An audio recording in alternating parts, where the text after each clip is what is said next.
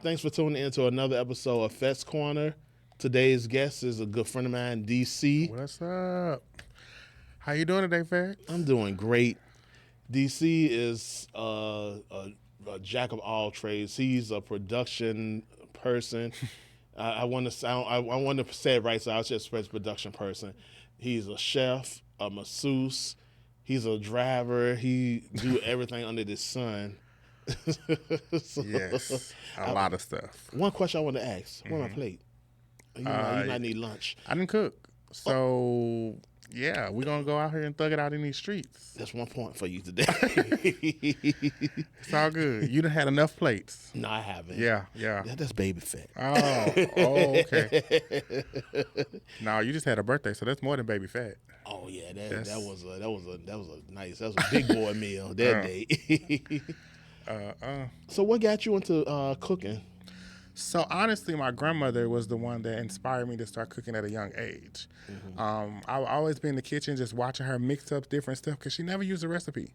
And it was kind of weird to me. And I'm like, it tastes good, but you just pouring stuff and mixing stuff together. So I'm intrigued to know what is going on. So when she would cook, she would be like, okay, so you just got to put a little pinch of this and a little dab of that. And I'm like, what is dabbing and pinching? What we doing here?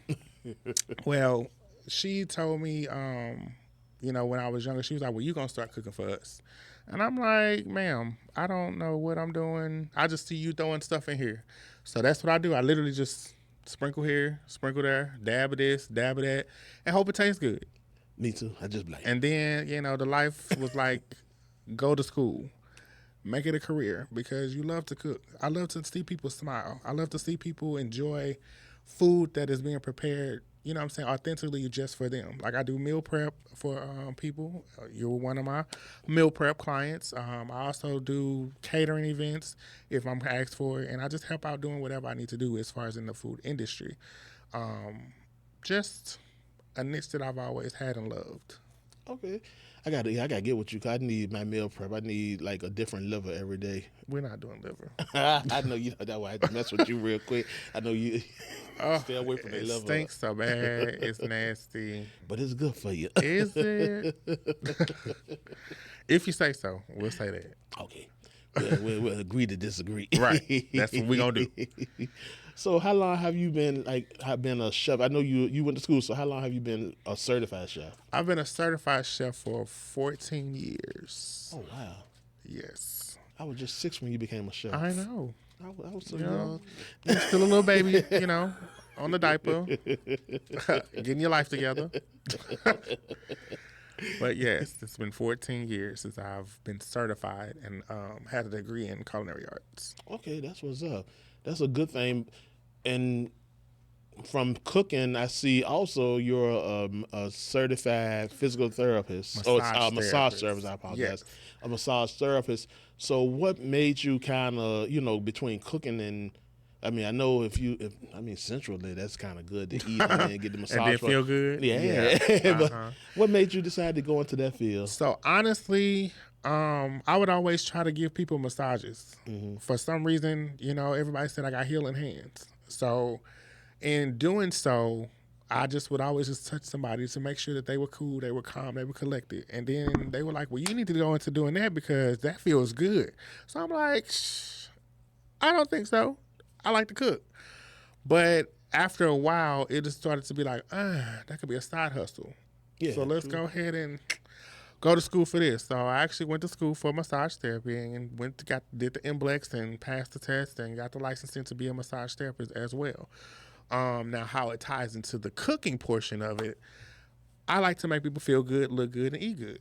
Mm-hmm. So in doing so, of course, my second passion was to go into doing hair. So I am a licensed cosmetologist as well. And the reason I went to that aspect, I'm going to go back to the massage, but the reason I went to that aspect is because my mother started losing her hair. Mm-hmm. So when her started losing her hair, it was like, I need to figure out something that's going to make you grow your hair back to make you feel better for you. Mm-hmm. And that's what made me go into cosmetology school. Now, going back to her, my mother, I went to make sure she feel good as well because she fell and fractured her shoulder. Oh, wow. So when she fell and fractured her shoulder, I would see them doing physical therapy on her, and I'm like, you paying all this money for physical therapy, sweetheart. We can do this at home. Definitely. Like, Save money. we can figure this out. We can work it out. So that's what made me also go into massage therapy, because I wanted to make sure that she felt good and she was back to where she needed to be for her. But you have to be careful. You have to be careful because of the nerves. You have to know the body. And that's the anatomy of the body, that you cannot touch certain parts of the body because you can't paralyze somebody by giving them a massage. You did know that, right? Yes. So you definitely have to know your anatomy of the body for you to not paralyze somebody and to be able to rectify that nerve back to where it needs to be. Okay. So, yeah, it was a lot of work. But I got her recovered faster than the physical therapist got her recovered. Oh, now that's a good thing. Yeah. Save money and save time. Exactly. I was like, girl, you put that coin back into me because, yeah, I need it. Cause they already say you got them heavy hands, so Heavy and, yeah, no, and magical. Healing hands. Yes. I still can punch a bitch. But anyway, but yeah, so that's what actually inspired me to do everything that I'm doing, as far as massage therapy, hairstyling, and cosmetology. And culinary arts. Okay, so yeah, all them they time together. Honestly, even outside of, I know you was helping your mom, and you know, I think that they could tie into a lot of different things, because you can almost put on a whole show, like an event. You know, have like the little evening of relaxation for a couple or something. Yep. Because you could do their hair, you could have them a nice dinner and a massage at dinner. So yeah. You could charge an arm and a leg. Now that's a nice little hustle. Yeah. Get you a nice little penny right there. Yeah, right. A coin. And then we tie into the fashion industry, because then you already making them feel good. You're making them look good by doing their hair. Then you already feeding them, so you're making them feel good to their tummy. Then you just got to dress them and make them look even better. So that brings us to your production. You're a production person also. I'm going to say, I don't want to say production persistent, because I know you handle stuff in the absence of like the owner. You handle a lot of stuff in the absence, like a turd. In the absence of turd, you know, you handle a lot of stuff. And then you handle stuff sometimes outside, do your own thing sometimes. So that's like a whole different segue from everything else, even though fashion ties in with the beauty, right? But just the production part, what made you interested in that? So, honestly, everybody know the famous Terry Stevens. She actually brought me into the production side of it. With her being back scenes and doing stages and doing the production portion of it, it made me interested, because I wanted to know about timing. Mm-hmm. A show has to be in a specific timing in order for it to run smoothly. Yeah. Everything could be a mishap in the back of it, but at the end of the day, as long as we got what the client asked for as far as this timing done, the models are being seen, because you don't want to send a model out on a runway and there's nobody there. So what are we here for? Yeah. You know what I'm saying? So we got to make sure that it's an audience for the models. We got to make sure that the models are being seen. We got to make sure that the timing that the person that's producing the show and wanting the show to be produced, their timing is on point, because people got to pay for these buildings. And these buildings ain't cheap. Not at all. So at the end of the day, these buildings we got to be out of this building by a specific time. So let's wrap this up. Let's keep it going. Let's keep it pushing. So when me and her started working side by side doing the production portion of it, I kind of like started to take over, because then she went into being a boutique owner. So with her being a boutique owner, I wanted to kind of take the slack off of her as well. And also being that I'm her assistant, it made me kind of elevate my morale in the fashion industry, I should say. Production extraordinaire. There you go. Because apparently no shows run without us successfully. We'll say they ran, but they don't run like we run it. Because actually, when you're timing the show and how the model's going, you also, it's really you're their last point of contact before they hit that runway. So I gotta look and make sure that they'll look good. Also, yes, I gotta make sure that dress is not lifted up in the back, that hair is not over the face, so you can't because it's about the perception of a picture. Mm-hmm. Any picture that you see, you have to make sure that before you got out there to get that picture, you on point. Well, the model is on point. I would say not you, but the model. Yeah. Because you never know, when you're a model, you don't know what you look like until you actually see those pictures. Yeah, them pictures. Some of them pictures are Give you wild a and crazy look, beautiful. eyes Yeah, closed, you and got your mouth all tongue out. twisted. So it's like, no, we ain't gonna make you look crazy. You might make yourself look crazy by going out there and doing what you're doing as far as your facial features and your poses or whatever you're gonna do. But these outfits gonna look fine before you hit this runway with me. I make sure that, you know, like I said, everybody is intact. I want to make sure that our music is on point. Because with the music, these DJs are so ghetto and ratchet. I know the last show we did it at the TI restaurant, and then the music was just like, I don't know what the DJ was doing. Yeah, I don't know what he was. First off, you couldn't hear the music. That was the problem. You couldn't hear the music. Then he just was flowing it. Then they was putting on this karaoke mic situation. It was interesting. It was interesting. So one thing about you being the point of contact, like to make sure timing is straight.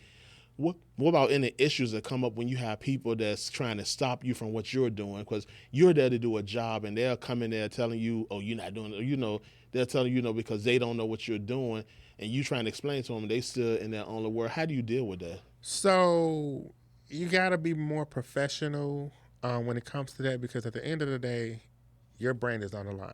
True. So when they're coming to you in a rah-rah state, you just got to pull them to the side and say, "Hey, I understand that you might think that this is supposed to be going this way, but this is what the person that actually put on this show is asking for."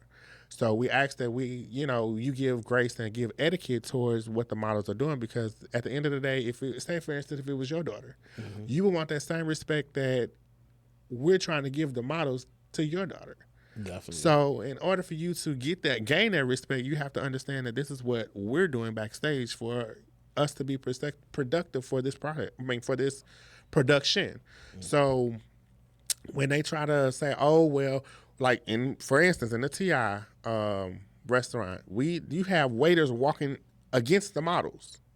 So I had to talk to the manager and was like, "Okay, so is there a timing? Because as you see, I understand people need their food, but it's more than one way to come out from a curtain. It's more than one way to go get that food. You can go the other direction." So when I explained that to her, she was like, "Okay, well, I see where you're going." I said, and she was trying to even be combative with that and say, "Well, we still have a business that we have to run." I say, and I understand that, but in your business, you have different dynamics that you can do in this business. So be respectful to us, being that we're using your establishment. Be respectful to us. Yes. If these models are coming out here and they're displaying these outfits and they're displaying what the designers are asking for, you need to be prevalent and say, "Okay, I see a model is coming. Let me wait until maybe this segment is done." The segments are not going to be that long. Yeah. They're not long at all. They're probably about maybe at tops 3 minutes. You have a picture of the model with a plate of food in it. Right. Like the model right here, the plate right here. Exactly. You're going to be a new waitress. That's what we're going to do. We're going to put you as a new waitress. So in that aspect, like I said, you have to be professional. You have to keep it classy, because at the end of the day, your brand is on the line. And for me, if you hit me the wrong way, I'm gonna get nice nasty. Yes. Because I understand. I know. It's now you're not understanding where I'm coming from. So now I have to be nice nasty for you to get. This is the importance of what these people are asking for, as far as the people that's putting on this show. I don't give a damn about your establishment. You wanted us here, right? So we're promoting you. Be respectful of us. True. Because when you're there, they mean that you done put their name out on flyers everywhere, on social media everywhere. Exactly. And then the customers that you bring there for this show really are going to buy anyway. They're buying food. When you're at a restaurant, most people people are going to buy something. Exactly. And you know what I'm saying? It's a part of patronizing. If I've had a show at an establishment and I know that it's going to be food, alcohol, or whatever is going to be there, I'm going to try to patronize that, because I'm supporting not only the show, but like you say, I'm supporting the venue. True. And when you have a nasty disposition with the venue, or the venue gives you a bad taste in their mouth, then you don't want to use them again. True. And then word of mouth, they're bad. You know what I'm saying? So people don't understand that word of mouth is the biggest thing at this point nowadays. Yeah, because a lot of people go by the word of mouth, but it's just like, what issue do you think that might be with the word of mouth if you have a bad experience and then you turn around, even though the venue is a celebrities venue? It's something different if it's a smaller venue, but do you think it'd be harder because that might be why a lot of the people have a lot, because it's a lot of kickback when you go to celebrity places. More kickback than when you go to a regular place, and you're doing the same exact thing. But it's not even the celebrity. The celebrity is there and supporting you, but it's the employees, because the employees will come off like, this is my Like, place, yeah, like this man, like and it's not. I'll run this, sir, ma'am. No. The kickback, especially when it's in that type of establishment, I know that for them, they're trying to keep their name abroad, if that makes sense. For us, we're just doing our job as the showkeepers. Yes.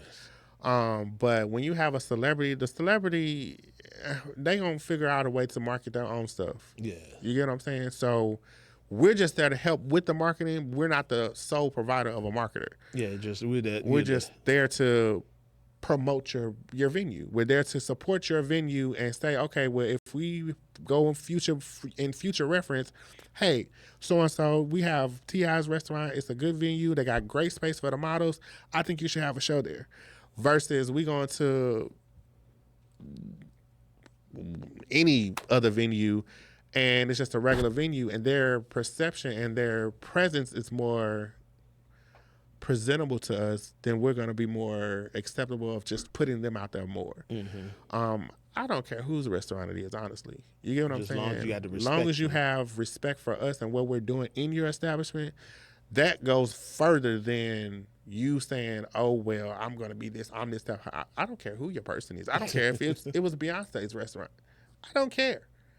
Because at the end of that, Beyonce ain't finna come here. She ain't finna walk this runway. And if she do, that's going to be a challenge in itself, because everybody going to be focused on her and not on this show. So even if T.I. came into the restaurant, the focal point would have been on him. And that's why I think people shy away from that. Your focal point needs to be on the production that's being produced in your establishment versus you trying to get people. Because if people don't eat, they don't care at this point. I mean, yeah, they want their food, but they're still watching the show. They're still being entertained. You know what I'm saying? So you running them out their food on time, that's irrelevant. And you got more than one way to go. You don't have to go where the fashion show actually is producing. That's what I didn't understand. I knew they had another way, and they always.